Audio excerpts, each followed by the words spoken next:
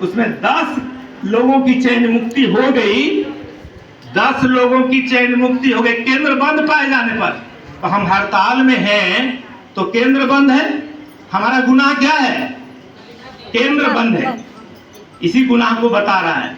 तो उसमें है कि 15 दिन से ज्यादा यदि केंद्र बंद है तो आप जो चयन मुक्त किया 10%, हमने कहा कि 10% यदि चयन रद्द, आप लोगों में से हम लोग पूछेंगे कि कितना, कहीं कहीं तो ज्यादा हुआ है, कहीं 2-4 ही किया। गौर कीजिएगा, सब जगह 2-4 लोगों को कर रहा है। बड़ी संख्या में यदि करेगा या पूरा को करेगा तो वो खुद फंस जाएगा। क्या है इस कानून में? क्या है? पूरा है तो फंस गया, हम लोग केस करेंगे उसको। अब क्या है इसमें, सुनिए, इसमें क्या है कि यदि 10% से ज्यादा चयन मुक्त हुआ तो उस जो सुपरवाइजर आपकी है, आपकी जो सुपरवाइजर है या जिसका जो टैग रहता है सुपरवाइजर, तो आपके सुपरवाइजर जो नियमित सुपरवाइजर हैं, रेगुलर हैं, उनको निंदन की सजा होगी। निंदन लिखा जाता है सर्विस बुक में, उसमें प्रमोशन रुकता है। सुनिए, शांत रहिए, प्रमोशन रुक जाता है यदि निंदन की सजा होगी। ये नियमित जो सुपरवाइजर है उसका, लेकिन जो सुपरवाइजर संविदा पर है, जो सुपरवाइजर संविदा पर है, उस सुपरवाइजर को 15 दिन के बराबर मानदेय कटेगा, जिसके यहाँ 10% या उससे ज्यादा चयन रद्द किया है। आप लोग ध्यान दीजिएगा इस बात पर। आप पर भी उंगली जो उठा रहे हैं ना, एक उंगली जब कोई उठाता है तो बाकी 4 उंगलियां अपने ओर उठती है। इस कानून में इस बात का साफ उल्लेख है। और जानते हैं, उसके आगे अब बढ़ते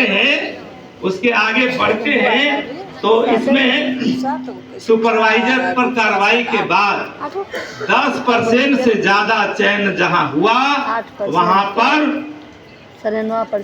पर सीडीपीओ से नहीं मान सकते हैं, 100 काउज होगा। कैसा आप परियोजना चलाते हो कि जहां 10% से ज्यादा चयन रद्द हुआ है, कैसा चलाते हो? उस पर 100 काउज होगा डीपीओ के द्वारा और उस पर प्रोसीडिंग चलेगा, विभागीय कार्रवाई चलेगी। क्या आप बता सकते हैं कि किसी परियोजना में अब तक सीडीपीओ पर सजा हुई इस मामले में, जहां 10% से ज्यादा हुआ, सुपरवाइजर को सजा हुई है? नहीं हुई है। तो ये कानून कहता है कि खाली चयन मुक्त कर देने से नहीं, चयन मुक्ति हुआ वहां सुपरवाइजर भी फंस रही है, सीडीपीओ भी फंस रही है। तो अभी बताया गया कि बांका का डीपीओ पूरे परियोजना को क्या चयन रद्द कर दिया। बाकी का नहीं, बक्सर का भी किया है, चौनाई के सब का। अच्छा, चौड़ाई के सब। अच्छा, तो जब इसको पढ़ा होगा बांका का डीपीओ, तो जब पूरा का पूरा रद्द कर दिया, तब इसके साथ साथ उसको सुपरवाइजर और सीडीपीओ पर भी कार्रवाई करना पड़ता। इसलिए वो कहा कि हम जो आदेश निर्गत किए हैं चयन रद्द करने का, उसको वापस लेते हैं। और बांका के डीपीओ ने उस आदेश को वापस ले लिया। मेरे यहाँ सर डीपीओ ही चयन रद्द करवाती है, सीडीपीओ नहीं करती। मेरे यहाँ डीपीओ का अपना चयन रद्द करके लिस्ट बैग में भेजती है। ठीक है, हम लोग इस कानून का अध्ययन किए हुए हैं, इस कानून का, इसलिए डरने की कोई जरूरत नहीं है। पहला तो यदि किसी का भी हुआ है तो इसी से डर नहीं है कि क्या आपको सुपरवाइजर ने चेतावनी लिखी दिया, क्या आपको सीडीपीओ ने दिया, क्या आपका जो है 15 दिन के बराबर आपका मानदेय कटा। जब ये सब प्रक्रिया हुई नहीं, एक ही बार आपने चयन रद्द किया है, इस किताब और इस सर्कुलर के अनुसार वो चयन रद्द 1 मिनट के लिए किसी भी कोर्ट में नहीं टिकेगा और वो 1 दिन में ये निरस्त हो जाएगा। इसलिए डरने की जरूरत नहीं है। जिनका चयन रद्द हुआ है या जो डर रहे हैं, इस सर्कुलर को सब लोग पढ़िए और उसके बाद दिल से इस बात को मिटा दीजिए, हटा दीजिए। और चयन रद्द का खौफ यदि खत्म हो जाए तो फिर क्या डर है?